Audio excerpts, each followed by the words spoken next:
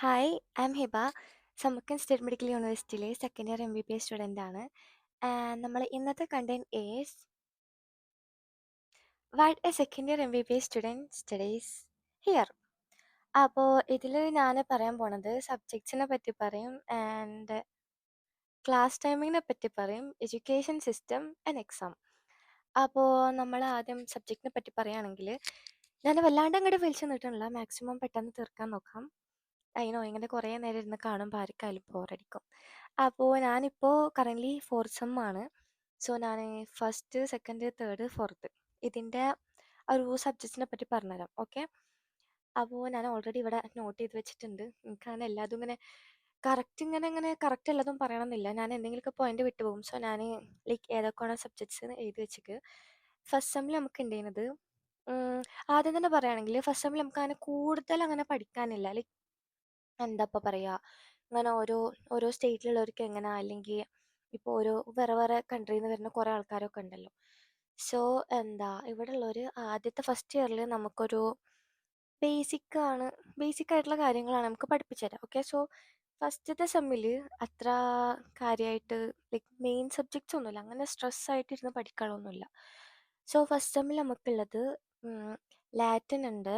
പിന്നെ Latin actually കുറച്ച് important ആണ്.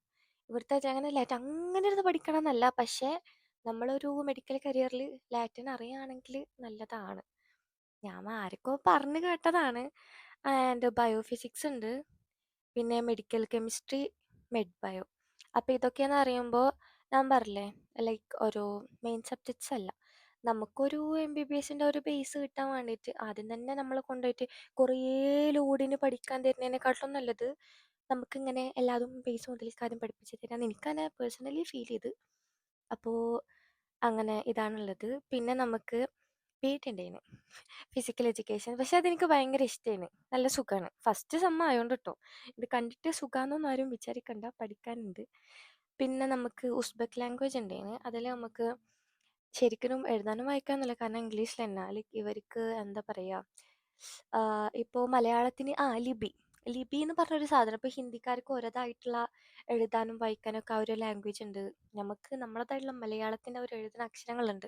ഇത് ലെറ്റേഴ്സൊക്കെ ഇംഗ്ലീഷ് തന്നെയാണ്, പക്ഷേ ഉസ്ബെക്ക് ഉണ്ട്. പിന്നെ അനാട്ടമി മെയിൻ സബ്ജക്റ്റാണ്. അപ്പോൾ അത് നമുക്ക് ഫസ്റ്റ് സെമ്മിലും സെക്കൻഡ് സെമ്മിലും തേർഡ് സെമ്മിലും ഉണ്ട്. പിന്നെ ഉള്ളത് സർജറി, പിന്നെ ഹിസ്റ്ററി ഓഫ് ഉസ്ബെക്കിസ്ഥാനും ഭയങ്കര ബേസിക്കാണ്. പിന്നെ സർജറിയിൽ അത്യാവശ്യം ഉണ്ട് പഠിക്കാനും. പിന്നെ സെക്കൻഡ് സെമ്മിൽ നമുക്ക് വരുന്നത് തെറാപ്പി ഉണ്ട്, ഫോറിൻ ലാംഗ്വേജ് ഇംഗ്ലീഷ്. അത് നമ്മളെ സംബന്ധിച്ചിടത്തോളം നമുക്ക് ഭയങ്കര സിമ്പിളാണ്. പിന്നെ മെഡിക്കൽ കെമിസ്ട്രി ഞാൻ നേരത്തെ പറഞ്ഞേനെ, മെഡ് ബയോ ആൻഡ് ബയോഫിസിക്സ്. പിന്നെ നമുക്ക് എക്സ്ട്രാ വരുന്നതാണ് ഹിസ്റ്റോളജി വരും സെക്കൻഡ് സെമ്മിൽ. ഹിസ്റ്റോളജി വരും, ഫിസിയോളജി വരും. ഫിസിയോളജി ഒക്കെ അത്യാവശ്യം പഠിക്കാനുണ്ട്, ഹിസ്റ്റോളജിയും പഠിക്കാനുണ്ട്, പക്ഷേ ഫിസിയോളജി ആണ് ഒന്നും കൂടിയും ടഫ് എന്ന് എനിക്ക് തോന്നിയിരിക്കുന്നത്. പിന്നെ IT ഉണ്ട്, റിലീജിയസ് സ്റ്റഡീസ് ഉണ്ട്. ഇത് രണ്ടും ലൈക്ക് മെയിൻ സബ്ജക്ട്സ് അല്ല.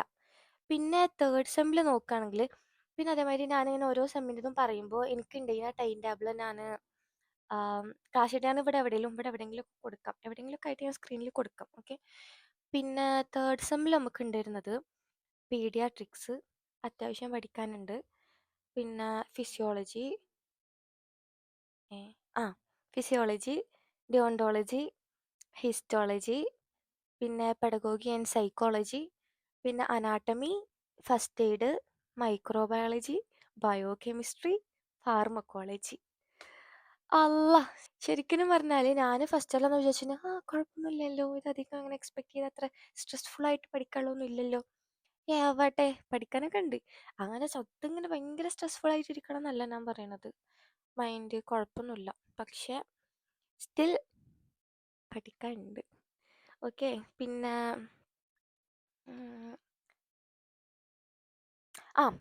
ഫോർത്ത് സെമ്മാണ് പ്രശ്നം. മീൻസ് ഫോർത്ത് സെമ്മിൽ നല്ലോണം പഠിക്കാനുണ്ട്. ഫോർത്ത് സെമ്മിലുള്ളതാണ് internal disease, clinical anatomy, pharmacology, biochemistry, path physiology, microbiology, path anatomy. നമുക്ക് ഈ അനാട്ടമി, ഹിസ്റ്റോളജി, ഫിസിയോളജി ഒക്കെ പോയി. അതൊക്കെ തേർഡ് സെമ്മിലാണ് ഫൈനൽ ഉണ്ടായിന്. സോ അതൊക്കെ കഴിഞ്ഞ് നമുക്ക് പുതിയ സബ്ജക്ട്സ് വന്നു. അപ്പോൾ ഇതൊക്കെയാണ് ഇവിടെ ഞാനിപ്പോൾ കറൻ്റ്ലി ഇതുവരെ പഠിച്ചിട്ടുള്ള സബ്ജക്ട്സ്. ആൻഡ് മൈക്ക് ഓണല്ല റബ്ബേ. പിന്നെ ഇനി ഞാൻ ക്ലാസ് ടൈമിങ് പറയാം. ക്ലാസ് ടൈമിങ് നോക്കുകയാണെങ്കിൽ നമുക്കൊരു ദിവസം ഒരു ക്ലാസ് അല്ലെങ്കിൽ 2 ക്ലാസ് ഒക്കെയാണ് ഉണ്ടാവാറ്. ഐ മീൻ എങ്ങനെ പറയാം, 2 അവറൊന്നും പറയാൻ പറ്റില്ല. കാരണം ഒരു ക്ലാസ് 1 അവറിന് മുകളിലുണ്ട്. ഒരു ക്ലാസ് എന്ന് പറയുമ്പോൾ കറക്റ്റിന് നോക്കുകയാണെങ്കിൽ 2 10 60 70 ഒരു 80 മിനിറ്റ്സ് 80 മിനിറ്റ്സ് ആണ് നമുക്ക് ഒരു ക്ലാസ് വരുന്നത്. അതിന് ചില ദിവസങ്ങളിൽ നമുക്ക് ഒരു ക്ലാസ് ഉണ്ടാവും, ചില ദിവസങ്ങളിൽ നമുക്ക് 2 ക്ലാസ് ഉണ്ടാവും, ചില ദിവസങ്ങളിൽ നമുക്ക് 3 ക്ലാസ് ഉണ്ടാവും. ഓക്കെ, അപ്പോൾ നമുക്ക് ക്ലാസ്സിൻ്റെ ടൈം ഇവർ ഓൾറെഡി നമുക്ക് ഷെഡ്യൂൾ തരും. ഞാനിപ്പോൾ ഇതിൻ്റെ ടൈം ടേബിൾ കാണിക്കാമെന്ന് പറഞ്ഞല്ലോ. അപ്പോൾ അത് കാണുമ്പോൾ തന്നെ ഏകദേശം ഒരു ഐഡിയ കിട്ടും. ഓക്കെ, പിന്നെ നല്ലൊന്നുകൂടി പറയാം. എന്താ ലൈക്ക് നമുക്ക് ചില ക്ലാസ്സുകൾ 8 മണി മുതൽ 12:30 വരെ ആവും, ചിലത് 8 മണി മുതൽ 11 മണി വരെ ആവും, ചിലത് 11:10 to 12:30 ആവും, ചിലത് 11:10 to 2:30 ആവും. അങ്ങനെ പല പല ഇതിലാണ്ടോ, പല പലതെന്ന് വെച്ചാൽ തോന്നിയ മാതിരിയല്ല. നമുക്ക് ഒരു സെമ്മ് തുടങ്ങുമ്പോൾ തന്നെ നമുക്കുള്ള ടൈം ടേബിൾ കിട്ടും. അപ്പോൾ അതനുസരിച്ചിട്ടാണ് നമ്മൾ ക്ലാസ് ഉണ്ടാവുക. ഓക്കെ, ആൻഡ് ഇനി എഡ്യൂക്കേഷൻ സിസ്റ്റം അതിനെ പറ്റി നോക്കുകയാണെങ്കിൽ നമുക്കിപ്പോൾ ഏതൊരു സബ്ജക്റ്റ് ആണെങ്കിലും ഒരു സബ്ജക്റ്റിന് 2 ക്ലാസ് ആയിട്ടാണ് ഉണ്ടാവുക. ഓക്കെ, നമുക്ക് ലെക്ചർ ഉണ്ടാവും, പ്രാക്ടിക്കൽ ഉണ്ടാവും. ലെക്ചറിൽ നമ്മളെ പഠിപ്പിക്കും, ആ ടോപ്പിക്കിനെ പറ്റിയിട്ട് നമുക്ക് പഠിപ്പിച്ചു തരും. ആൻഡ് പ്രാക്ടിക്കലിൽ നമ്മളോട് ക്വസ്റ്റ്യൻ ചോദിക്കും, പിന്നെ പ്രാക്ടിക്കലായിട്ടില്ലെങ്കിൽ ക്ലിനിക്കലായിട്ട് അങ്ങനെ അങ്ങനെ അങ്ങനെ. ഓക്കെ, പക്ഷേ ഇപ്പം ഇന്ന് പഠിപ്പിച്ചു തരുന്നത് ഇന്ന് തന്നെ ക്വസ്റ്റ്യൻ ചോദിക്കുക അങ്ങനല്ല. ഇന്ന് പഠിപ്പിച്ചു തരുന്നത് അടുത്ത ക്ലാസ്സൊക്കെ നമ്മൾ പഠിച്ചാൽ മതി. നമുക്ക് ഏതൊരു സബ്ജക്റ്റ് ആണെങ്കിലും വീക്ക്ലി വൺസേ നമുക്ക് ഉണ്ടാവുള്ളൂ. ഇപ്പം ഇന്ന് തിങ്കളാഴ്ച ഇന്ന് മൺഡേ ആണ് എനിക്ക് അനാട്ടമി ഉള്ളതെങ്കിൽ പിന്നെ എനിക്ക് അനാട്ടമിൻ്റെ അടുത്ത ക്ലാസ് അടുത്ത മൺഡേ ഉണ്ടാവുള്ളൂ. ഓക്കെ, പിന്നെ അനാട്ടമിൻ്റെ ഒരു കേസ് പറയുകയാണെങ്കിൽ ഇതേപോലെ തന്നെ ലെക്ചർ ഉണ്ടാവും, പ്രാക്ടിക്കൽ ഉണ്ടാവും. ലെക്ചറിൽ പഠിപ്പിച്ചു തരും, പ്രാക്ടിക്കലിൽ ക്വസ്റ്റ്യൻ ചോദിക്കും, പിന്നെ പ്രാക്ടിക്കൽസ്, പിന്നെ അതേമാതിരി ക്ലിനിക്കൽസ് അതിനും കൊണ്ടുപോകും. നമ്മൾ പ്രാക്ടിക്കലിൻ്റെ ആ ഒരു ക്ലാസ്സിലാണ് നമ്മളതിന് കൊണ്ടുപോകുക. ഓക്കെ, പിന്നെ എക്സാമിൻ്റെ കാര്യം നോക്കുകയാണെങ്കിൽ നമുക്ക് റിട്ടൺ ആൻഡ് വൈവ് ഉണ്ട്, അതേപോലെ തന്നെ CBT ഉണ്ട്. ഇപ്പോൾ അനാട്ടമിയുടെ ഒരു കേസ് ഞാൻ എല്ലാവരും എക്സാമ്പിളായിട്ട് അനാട്ടമിനെ പറയാം. ഓക്കെ, അപ്പോൾ അനാട്ടമിയുടെ ഒരു കേസ് പറയുകയാണെങ്കിൽ അനാട്ടമി നമുക്ക് ഫസ്റ്റ് ഇയറിൽ, സെക്കൻഡ് ഇയറിൽ അല്ലല്ല ഫസ്റ്റ് സെമ്മിൽ, സെക്കൻഡ് സെമ്മിൽ, തേർഡ് സെമ്മിൽ ഇങ്ങനെ 3 സെമ്മിലാണ് നമുക്ക് അനാട്ടമി ഉള്ളത്. അപ്പോൾ അനാട്ടമി ഫസ്റ്റ് സെമ്മിൽ നമുക്ക് ഉണ്ടാവുക റിട്ടൺ വൈവ് ആണ്. ഓക്കെ, പിന്നെ സെക്കൻഡ് സെമ്മിൽ എക്സാമിൻ്റെ സമയത്തും റിട്ടൺ വൈവ് ആണ് ഉണ്ടാവുക. പിന്നെ തേർഡ് സെമ്മിലല്ലേ ഇത് ഫിനിഷ് ആവാൻ പോണത്. അപ്പം നമുക്ക് written, viva, CBT means computer based test ആണ്. അതിൽ നമുക്ക് MCQ ക്വസ്റ്റ്യൻസ് ആണ് ഉണ്ടാവുക. അപ്പം നീറ്റിനൊക്കെ ഉണ്ടാവില്ലേ, അതേപോലെയാണ് CBTക്ക് ഉണ്ടാവുക. പിന്നെ ആക്ച്വലി അനാട്ടമിക്ക് റിട്ടൺ ഇല്ല, അനാട്ടമിക്ക് വൈവും CBT ആണ് ഉണ്ടാവുക. ഞാൻ എക്സാമ്പിളായിട്ട് പറഞ്ഞു മാത്രം, കാരണം ബാക്കി എല്ലാ സബ്ജക്റ്റിനും റിട്ടണും ഉണ്ട്, വൈവയും ഉണ്ട്.